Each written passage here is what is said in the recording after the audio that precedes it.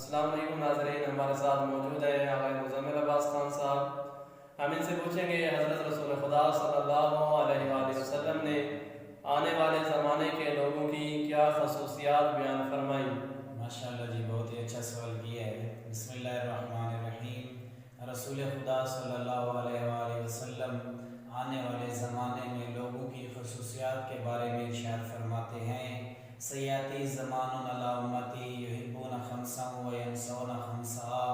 میری امت پر ایک ایسا زمانہ آنے والا ہے کہ اس امت کے لوگ اس زمانے میں 5 چیزوں سے محبت کریں گے اور 5 چیزوں کو بھلا بیٹھیں گے، بھلا دیں گے۔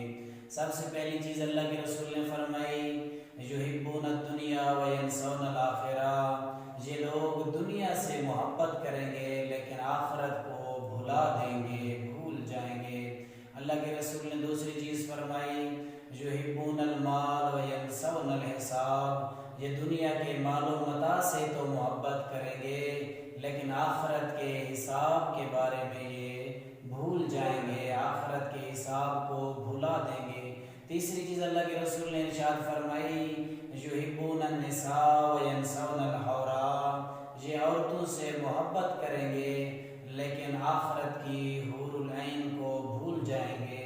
چوتھی چیز خداوند متعال کے پیارے رسول نے ارشاد فرمائی، یحبون القصور و ینسون القبور۔ یہ اپنے محلات سے، یہ اپنی بلند عمارتوں سے محبت کریں گے لیکن اپنی قبروں سے غافل رہیں گے، قبروں کو بھول جائیں گے۔ اللہ کے رسول نے آخری چیز ارشاد فرمائی، یحبون النفس و ینسون الرب۔ یہ اپنے آپ سے تو محبت کریں گے لیکن اپنے رب کو بھلا بیٹھیں گے۔ پھر اللہ کے رسول نے ان لوگوں کے بارے میں ارشاد فرمایا، اولئک بریئون منی۔ یہ لوگ مجھ سے بری الذمہ ہیں، وانا بریء منہم، اور میں اللہ کا رسول بھی ان لوگوں سے بری الذمہ ہوں۔ یہ تھے آقا مزمل عباس خان صاحب، بہت ہی اچھے انداز سے آنے والے زمانے کے لوگوں کی خصوصیات بیان فرما رہے تھے۔